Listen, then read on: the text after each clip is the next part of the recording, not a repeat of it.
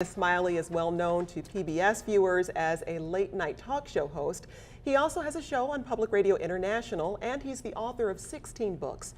Recently, Tavis and his nonprofit foundation launched a $3 million campaign aimed at ending poverty. We appreciate him taking the time to join us on American Black Journal. We want to talk about your career a little bit, but first I want to know, what do you hope this book adds to what we understand about Dr. King? That in the last year of his life, this is hard to say, but since you asked, I'm going to answer it. We helped to kill Dr. King. And we helped to kill him because we abandoned him. And when we abandoned him, we isolated him. And when you take someone and you isolate them, it makes it easier for somebody else to assassinate him. And that's what happened to Martin. We abandoned him, we isolated him, and they killed him. And I want us to not, I want us to accept our complicity in that, and to recognize that if we think we love him and if we think we respect him, then you really will love him and respect him more when you read the book and see what he had to do every day to push through the pain, push through the suffering, the depression, the despondency, the hate and the hell coming at him every day. When everybody and everything, he had to feel like the cosmos had shifted against him. But he gets up every day telling the truth, and all these years later, we love Dr. King. But nobody wants to deal with what we did to him in the last year of his life.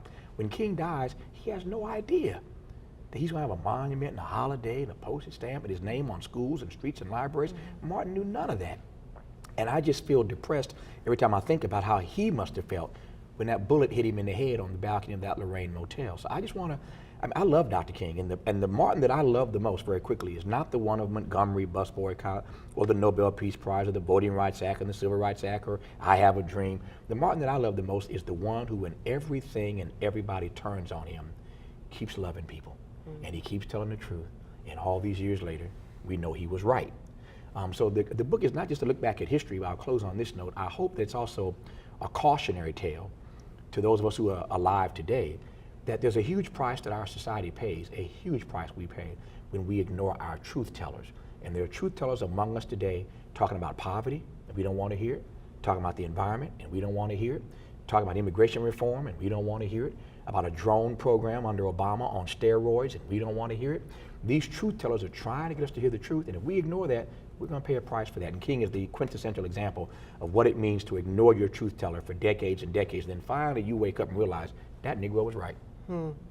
You have turned your attention to poverty and really placed a focus there. Talk about this new initiative you launched back in October, I think, of last year. I've been working on this issue of poverty for many, many years, in part because since I was a 12-year-old kid, I loved Dr. King, and poverty was the issue he was working on, trying to get his Poor People's Campaign off the ground before they killed him in this country. And President Obama is right. It took him 6 years to get there, but when he finally got there last December, he said the right things, that income inequality and poverty, that's the defining issue of our time. The president is right about that. Martin King wouldn't have stayed quiet for 6 years while it took him all that time to say that.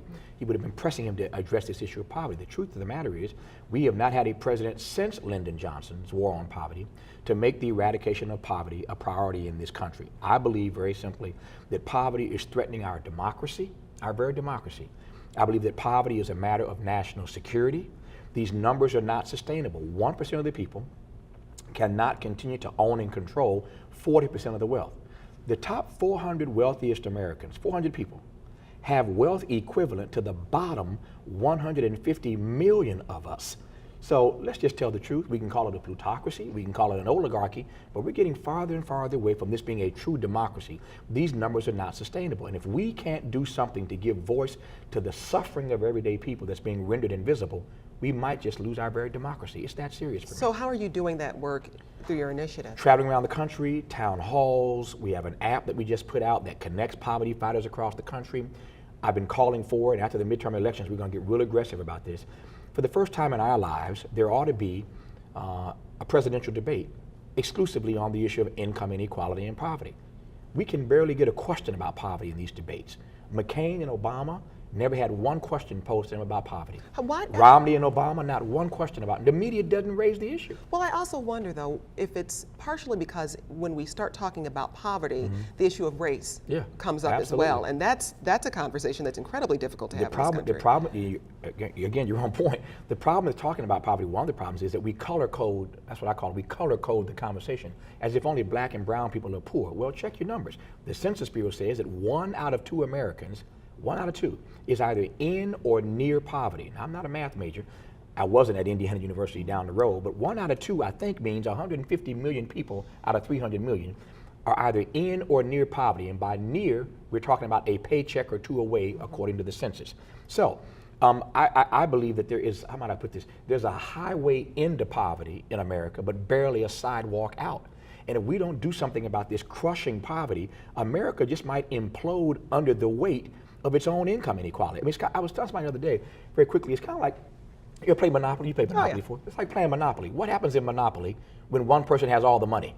Well, game over. I would walk away from the table. You see that? Well, you make my point. When one person has all the money and all the property, game over. America is no different. If we think that one person, or one person meaning a few people, can have and control all the money, then the game is up. So then what is that something? You said something has to be done. What is that thing or those things? We have to make the eradication of poverty a priority. I believe a presidential debate in the 2016 cycle will put this issue front and center for the American people. We deserve to have a full debate just on poverty and income inequality.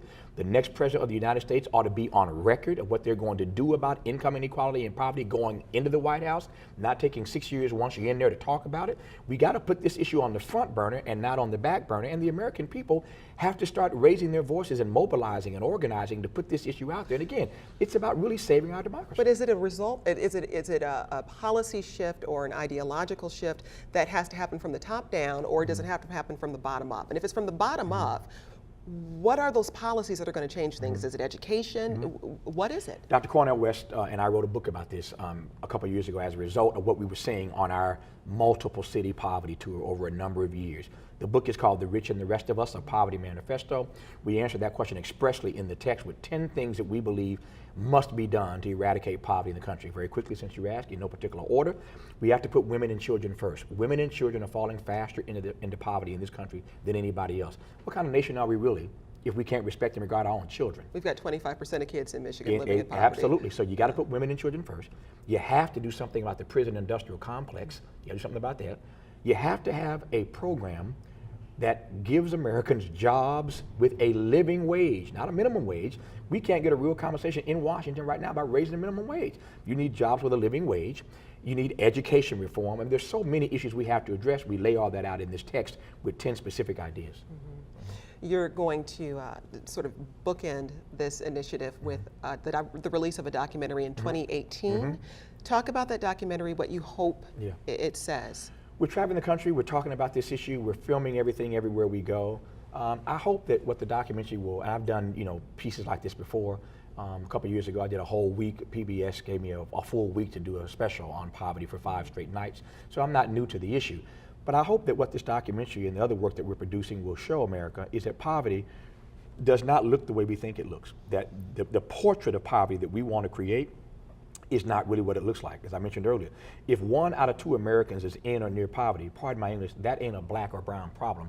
That's an American catastrophe that we're going to have to deal with. And I believe that if we can put an accurate picture, if we can frame this thing right, of who's really being impacted and affected by poverty in America, maybe we can have a real conversation. I'm heartened by the fact that even Republicans, some of them may be wrong about it, and not that Democrats have a monopoly on the truth, clearly they don't, but at least Rand Paul and Paul Ryan and folk on the right are talking about this issue now. So I think the timing is propitious.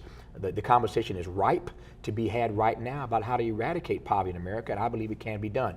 This is not a skill problem, this is a will problem. We've got the skill, do we have the will? And I think that is the question. At a time when the country seems to be more divided than it has been at any other point in history, coming together around any issue is really challenging. So how do you bridge that gap? It's the same issue Dr. King faced in bridging the gap between poor blacks and middle class blacks, and now you're talking about a national issue. So Lyndon Johnson, we said earlier, was the last president to make poverty's alleviation a priority. And if you think things are divided now, we're talking about the 60s. America was really divided in the 60s. I mean, it's a very tumultuous period, divided about race, divided about gender, divided about war. This country was quite divided in the 60s. And yet, the war on poverty did achieve some measurable some measurable results. And so we can make progress even in difficult times. Even when people are disagreeing, work can be done. But it requires people requires leaders who fundamentally love people. I have a simple definition of leadership. You can't lead people unless you love people. And you can't save people unless you serve people. By that definition, loving and serving people, most of these folk don't qualify as real leaders. We need leaders who love people enough. If you ask black kids in Detroit 50 years ago, name me 5 Negroes in public service, in the public arena, who you believe love you enough to die for you, they'd have a long list. Dr. King, Coleman Young, Rosa Parks, Stokely Carmichael, Huey Newton. They could run the list of Negroes who loved them enough to die for them, and they felt that. You ask these Negroes in Detroit today, ask these black folk in Detroit, go find some young people and ask them, name 5 people in the public arena who love you enough to die for you. You'd be sitting there all night waiting on a response. The point is that we don't have leaders who love people, who are really serving people. And I believe when you love people, you tell people the truth. And the truth is, poverty is going to wreck this democracy. But you say that, and they turn the cameras off. Well, you're going to have to try to keep the cameras on, from what I'm understanding. That's right. And we have about 30 seconds left. What's next for you? Continuing the tour. And then getting back to LA and working on some other I have another book coming out in April, which I hadn't planned to write, and I hate the occasion for writing it, but I was very close to Maya Angelou. She was like a mother to me for 28 years. We had a wonderful friendship. Took me first to Africa on my very first journey. So I'm doing a book in tribute to her that comes out next year. So I got to finish this tour and get back and start writing that one. And of course, my regular radio and TV work. So same old, same old. Well, sounds like you're going to keep yourself busy. Trying to. And we'll be watching for the documentary in 2018. Thanks for having me on.